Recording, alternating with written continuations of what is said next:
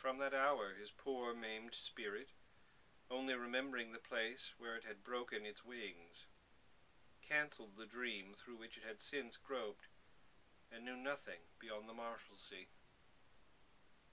When he heard footsteps in the street, he took them for the old weary tread in the yards. When the hour came for locking up, he supposed all strangers to be excluded for the night.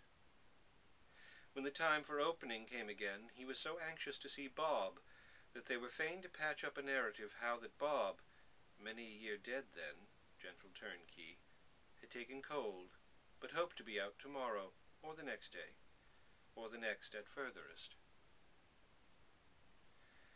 He fell away into a weakness so extreme that he could not raise his hand, but he still protected his brother, according to his long usage, and would say with some complacency, 50 times a day, when he saw him standing by his bed, "My good Frederick, sit down. You are very feeble indeed." But the child who had done so much for him, and had been so poorly repaid, was never out of his mind. Not that he spared her, or was fearful of her being spent by watching and fatigue. He was not more trouble on that score than he had usually been. No, he loved her in his old way.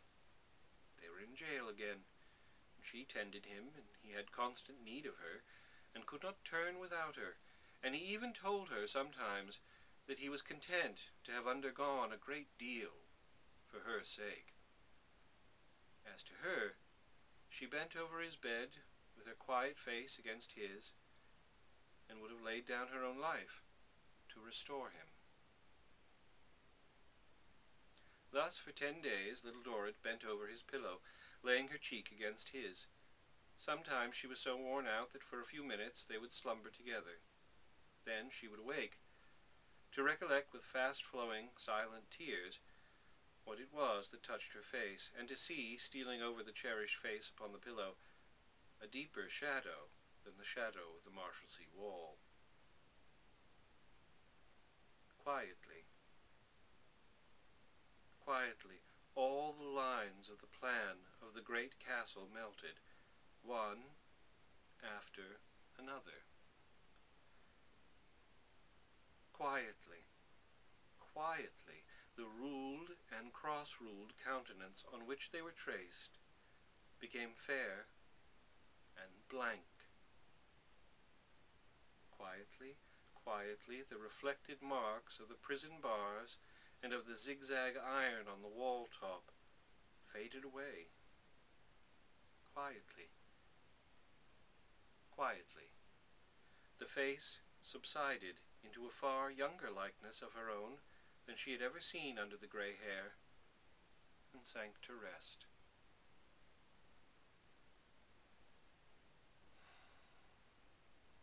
At first her uncle was stark distracted.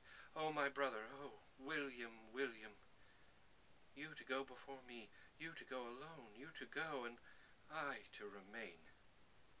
You, so far superior, so distinguished, so noble, I a poor useless creature, fit for nothing, and whom no one would have missed."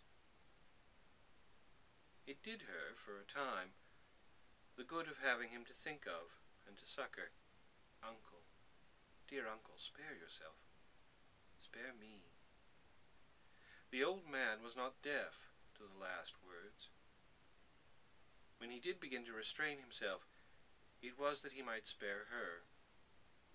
He had no care for himself, but, with all the remaining power of the honest heart, stunned so long, and now awakening to be broken, he honored and blessed her. They remained in a dim room near, until it was almost midnight, quiet and sad together.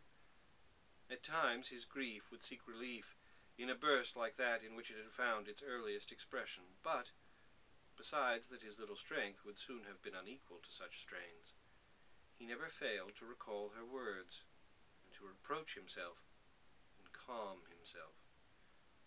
The only utterance with which he indulged his sorrow was the frequent exclamation that his brother was gone, alone, that that they had been together in the outcast of their lives, that they had fallen into misfortune together, that they had kept together through their many years of poverty, that they had remained together to that day, and that his brother was gone alone. Alone. They parted, heavy and sorrowful. She would not consent to leave him anywhere but in his own room, and she saw him lie down in his clothes upon his bed, and covered him with her own hands. Then she sank upon her own bed, and fell into a deep sleep, the sleep of exhaustion and rest, though not of complete release from a pervading consciousness of affliction. Sleep, good Little Dorrit. Sleep through the night. It was a moonlight night, but the moon rose late, being long past the full. When it was high in the peaceful firmament, it shone through half-closed lattice blinds into the solemn room where the stumblings and wanderings of life had so lately ended. 2 quiet figures were within the room. 2 figures, equally still and impassive, equally removed by an untraversable distance from the teeming earth and all that it contained, though soon to lie in it. One figure reposed upon the bed, the other, kneeling on the floor, drooped over it, the arms easily and peacefully resting on the coverlet, the face bowed down so that the lips touched the hand over which, with its last breath, it had bent. The 2 brothers were before their father, far beyond the twilight judgments of this world, high above its mists and obscurities.